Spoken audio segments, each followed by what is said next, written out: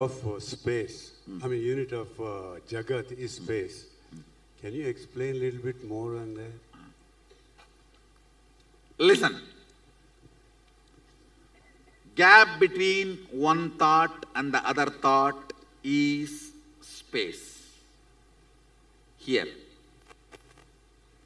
Gap between one Big Bang, another black hole is space here.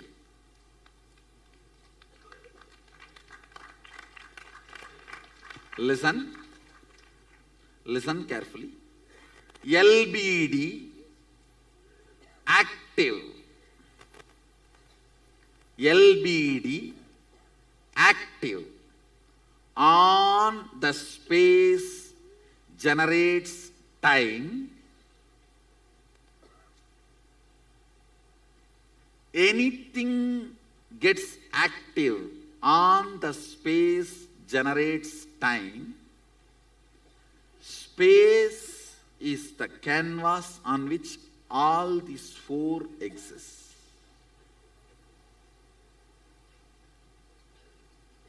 Listen. Whenever a mass rotates, it creates gravity.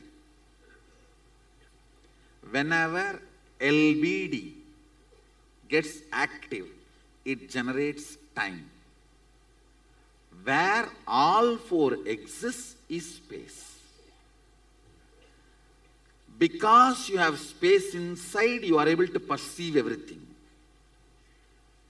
Because there is a space in the cosmos, all the generation, maintenance, destruction, delusion, liberation happens.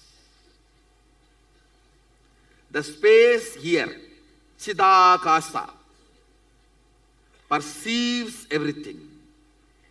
Space here, Parakasha, allows everything to happen.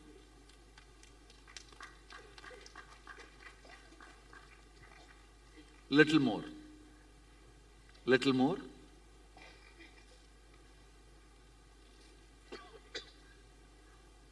Eyes receive information, digitize it, I should call bio-digitizing. Sense it, it hits at one space and the response comes back. For example, you see the snake, response of let's run away or beat. The spot where this information hits and the response comes back is called space, Akasha. The spot which responds to information is space.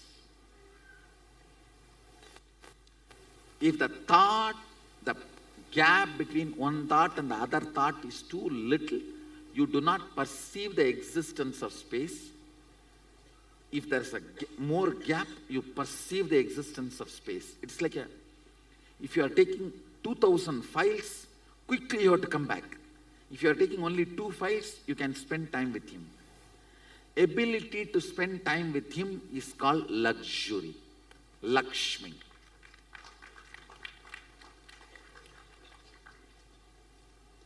I know.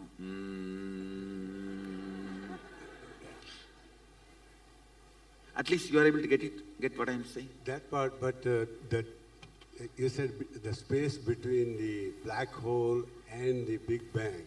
But black hole happens in the Big Bang. Am I correct? That is why I am saying universe happens within the universe. From the nose of Sadashiva, he breathes out universes. In the mouth of Sadashiva, they all merge inside. The black hole, that is. It comes out and goes in. Comes out and goes in. That gap is space. Thank you, Swami. Listen, listen, listen. Somebody made this. The effort he put to make this decides how long it is going to retain its shape. That effort is space for this. where this information goes and hits and response comes out, that is the space for this. Where all this goes back and comes out is the space for this. Length of this, breadth of this, depth of this, length of this, breadth of this, depth of this, length of this, breadth of this, depth of this I explained. Now the space of this, energy came out of the space of the individual which is put to keep this in its shape, is the space for this. If more space is spent on this, it can collapse or remodel itself. Am I right? So that is the space for this. And for this whole, the energy with which it is generated by Sadashiva is a space for this. Based on that proportion of the energy, it exists.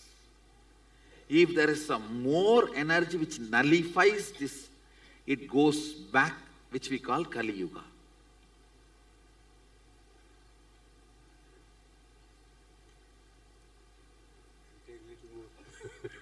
I'll give more examples. I am just translating precisely the Hindu cosmology verses. Swamiji. Listen. This has length, breadth, depth.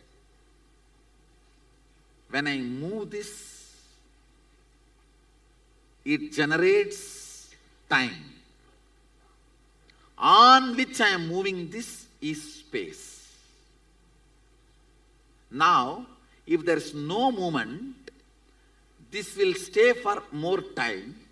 If there is more movement, the time of it comes down.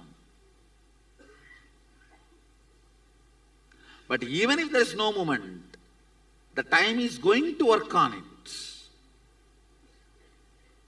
It's not that it is exempted from time. But if it merges into the space by samadhi, time cannot work on it. The only thing which has a capacity to merge into the samadhi, space, and avoid time working on it is human being, human consciousness.